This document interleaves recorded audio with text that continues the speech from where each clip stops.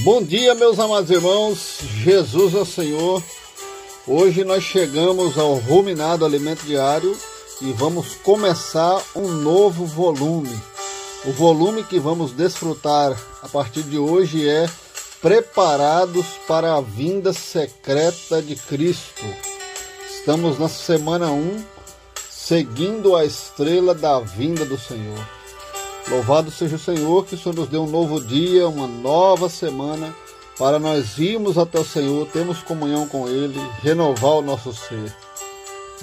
Versículo para leitura com oração. Assim diz o Senhor que criou os céus, o Deus que formou a terra, que o fez e estabeleceu, que não a criou para ser um caos, mas para ser habitada. Eu sou o Senhor e não há outro. Isaías capítulo 45, versículo 18. O tema que vamos desfrutar hoje é: no princípio criou Deus os céus e a terra. E essa semana fala de seguir a estrela da vinda do Senhor. Temos muitos pontos importantes que nós vamos ver durante a semana.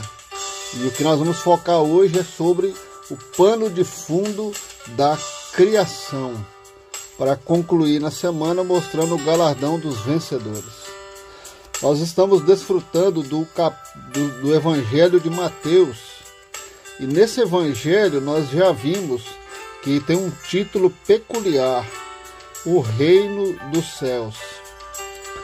Isso mostra que o nosso encargo e o nosso sentimento não é apenas estudar esse Evangelho de forma tradicional e sistemática, mas nos preparar, nos focar no reino dos céus, para nos fazer estar praticando e experimentando a vontade de Deus na nossa vida. Louvado seja o nome do Senhor. E essa vontade do Senhor, ela percorre toda a Bíblia. Por exemplo, quando Deus criou os céus e a terra, tudo foi criado por meio dele, para ele, conforme Romanos 11:36. E um dia tudo voltará para ele, porque de fato tudo pertence a ele. Nessa perspectiva nós vemos que todas as coisas estavam conectadas com Deus. E em Gênesis 1:1 lemos: no princípio criou Deus os céus e a terra. Esse princípio aqui é o princípio da eternidade. Aliás, o princípio que marca o tempo.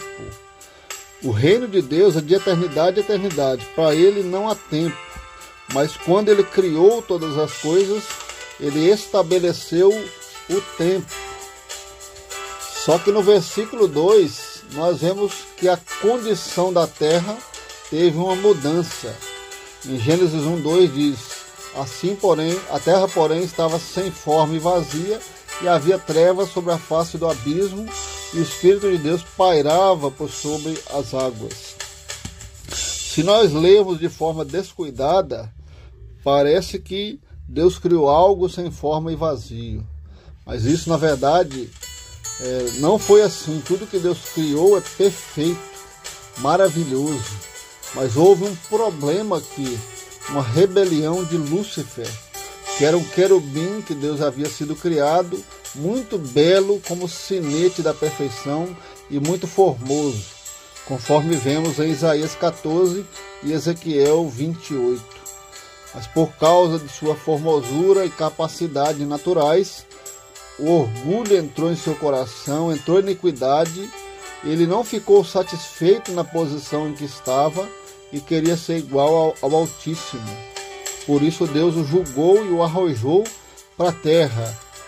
E ele usurpou a terra que lhe fora delegada por causa de sua rebelião. Na verdade, como Deus já o havia expulso, ele deveria devolver a Deus o que lhe fora confiado. No entanto, ele continuou essa autoridade clandestina, e isso se tornou a autoridade das trevas. Ele passou a ter domínio sobre os reinos do mundo e a glória desse mundo, e até quando o Senhor Jesus foi tentado, ele ofereceu a dar tudo ao Senhor Jesus se ele prostrado o adorasse. Nós vemos que Deus não criou a terra sem forma e vazia, caótica. Mas na verdade isso foi resultado de uma rebelião, de estar desconectado de Deus.